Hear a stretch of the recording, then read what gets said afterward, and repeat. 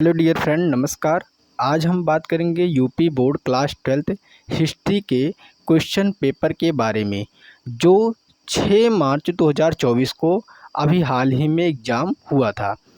इसका paper analysis करेंगे और ये भी बताएंगे कि कौन सा क्वेश्चन कितने नंबर का होता है, कितने सेक्शन में क्वेश्चन आते हैं, कितने क्वेश्चन आते हैं, कितने नंबर का होता है, और भविष्य में आप जब एग्ज़ाम क्लास 12th का दें तो किस प्रकार से तैयारी करें जिससे आपका रिज़ल्ट अच्छा आए। तो इसमें क्वेश्चन जो आया था 5 सेक्शन में आया था। सबसे पहले आप कोई भी जब एग्ज़ाम देने जाएं तो इंस्ट्रक्शन ज़रूर पढ़ें और सब पेपर का टाइम ज़रूर ध्यान दें कि कितने टाइम का पेपर है। पेपर के टाइम को देखते हुए पेपर को सॉल्व करें। ये पेपर 3 घंटे 15 मिनट का है, 3 घंटे 15 मिनट का, जिसमें से 15 मिनट परीक्षार्थियों को केवल प्रश्न पत्र पढ़ने के लिए निर्धारित है। निर्देश में सभी प्रश्न अनिवार्य हैं और इस प्रश्न पत्र में 5 खंड हैं। खंड का में 10 बहुविकल्पीय प्रश्न हैं। खंड खा में 5 अति लघु उत्तरीय प्रश्न हैं। खंड ग में 6 लघु उत्तरीय प्रश्न हैं। खंड घ में 3 विस्तृत उत्तरीय प्रश्न हैं तथा खंड इंगा में 10 ऐतिहासिक तिथियों व 5 मानचित्र से संबंधित प्रश्न हैं।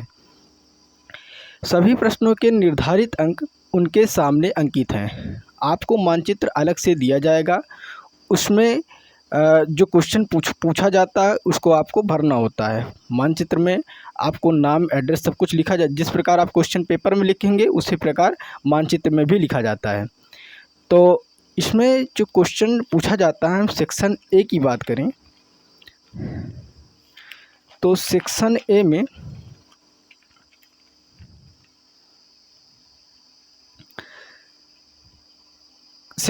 में बहुविकल्पीय प्रश्न पूछे जाते हैं। बहुविकल्पीय प्रश्न में 10 क्वेश्चन आते हैं। सभी क्वेश्चन 1 नंबर के पूछे जाते हैं। टोटल 10 नंबर का बहुविकल्पीय प्रश्न पूछा जाता है। पहला प्रश्न जो अभी आया था हाल ही में, हड़प्पा सभ्यता के किस स्थल से जुते हुए खेत का साक्ष्य मिला है? पहला रोपड़, दूसरा कालीबंगा, तीसरा धौलावीरा, चौथा चन्हूदड़ो। तो इसमें करेक्ट आंसर सेकंड वाला दूसरा कालीबंगा होगा। दूसरा क्वेश्चन की बात करें, प्रयाग प्रशस्त की रचना किसने की थी? प्रयाग प्रशस्त की रचना किसने की थी? पहला हरिसेन, दूसरा बाणभट्ट, तीसरा कालिदास, चौथा मेगास्थनीज। तो इसमें पहला क्वेश्चन हरिसेन सही होगा। तीसरे क्वेश्चन की बात करें तो रिहला किसकी रचना है? रिहला किसकी रचना है?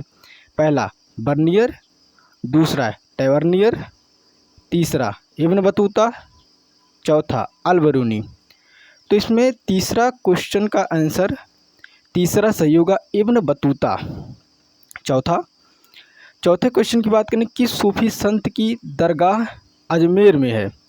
पहला मोइनुद्दीन चिश्ती, दूसरा बाबा फरीद, तीसरा कुतुब मीनार बख्तियार काकी, चौथा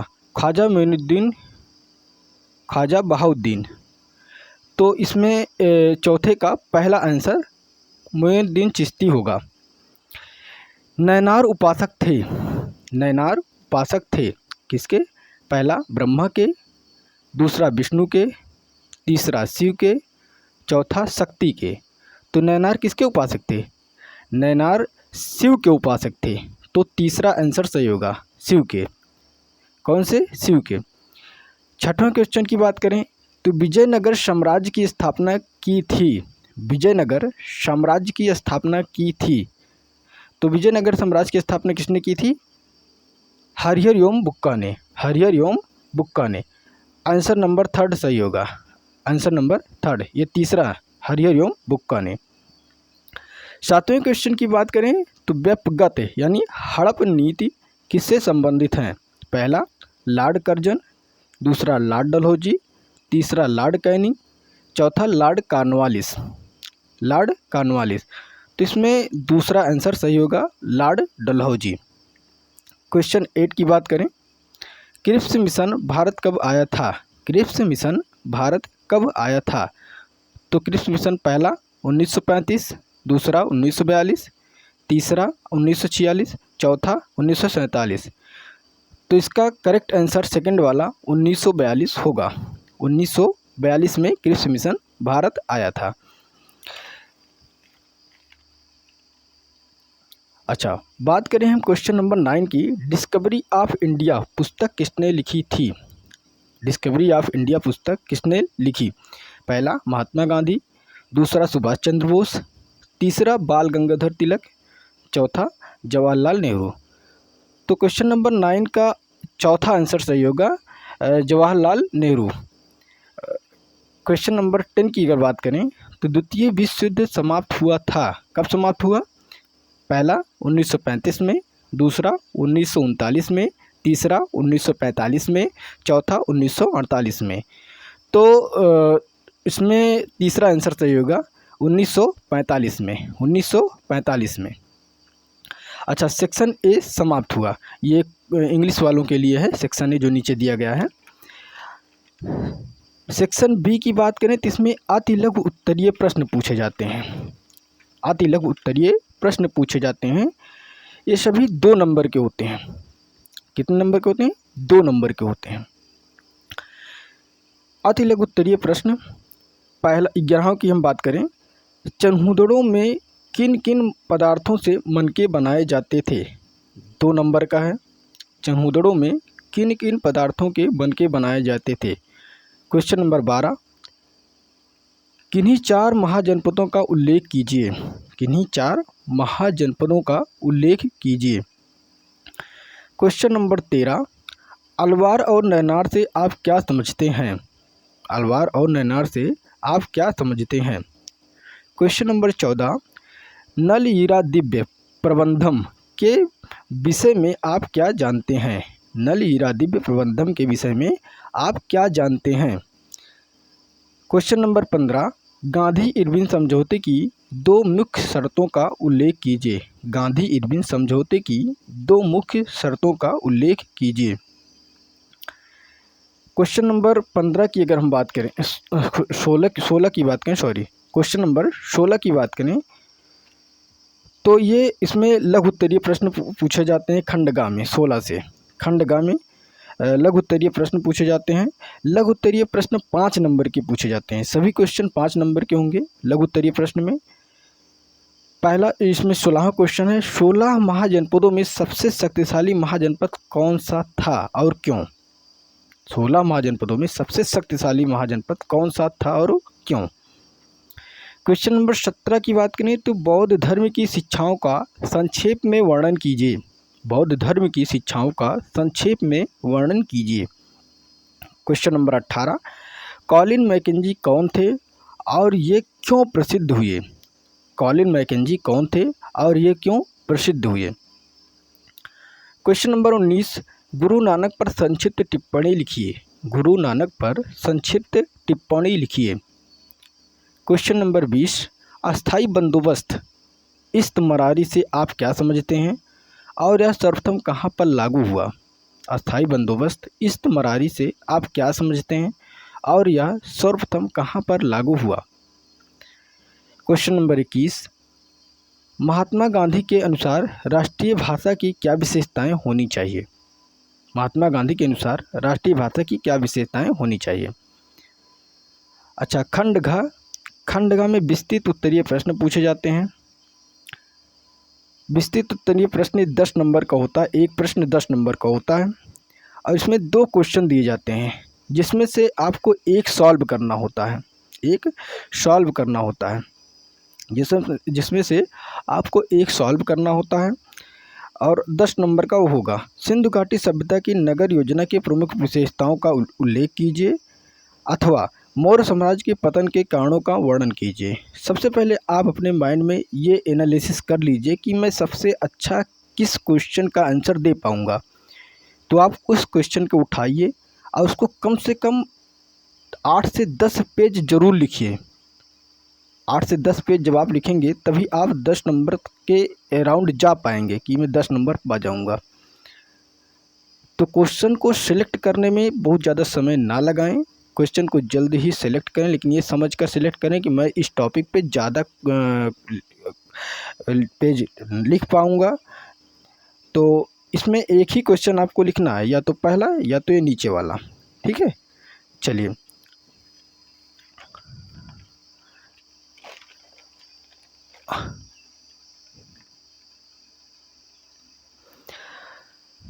अच्छा, क्वेश्चन नंबर 23 की बात करें। कबीरदास के जीवन व शिक्षाओं पर एक संक्षिप्त टिप्पणी लिखिए, अथवा भक्ति आंदोलन की प्रमुख विशेषताएं क्या थी।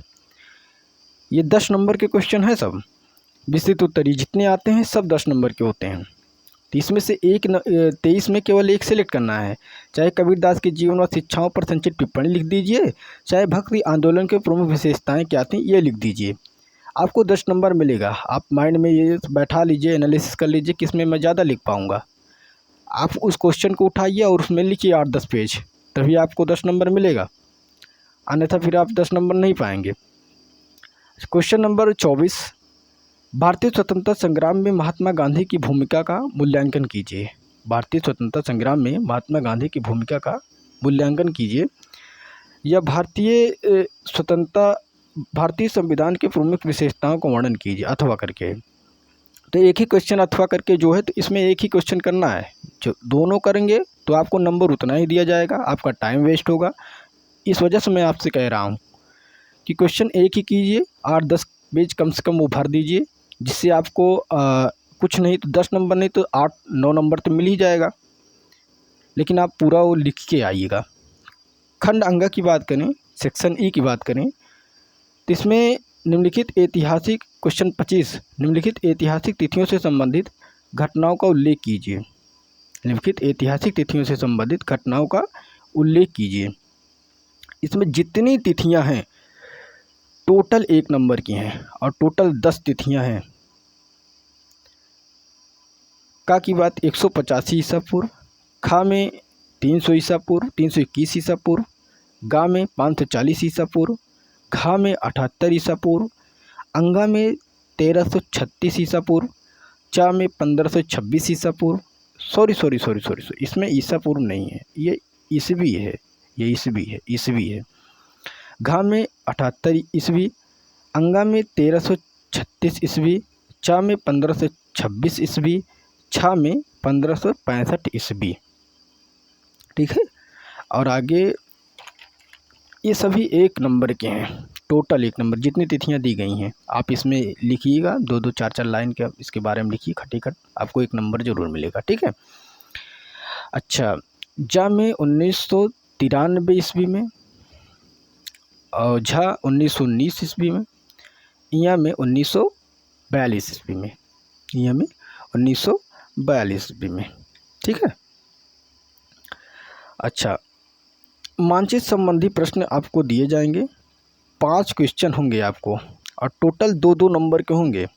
एक क्वेश्चन 2 नंबर के होंगे। आपको मानचित्र वहाँ पे मिलेगा, और मानचित्र में ये क्वेश्चन पूछा जाएगा। क्वेश्चन नंबर 26 में कम से कम 5 क्वेश्चन दिए जाएंगे आपको।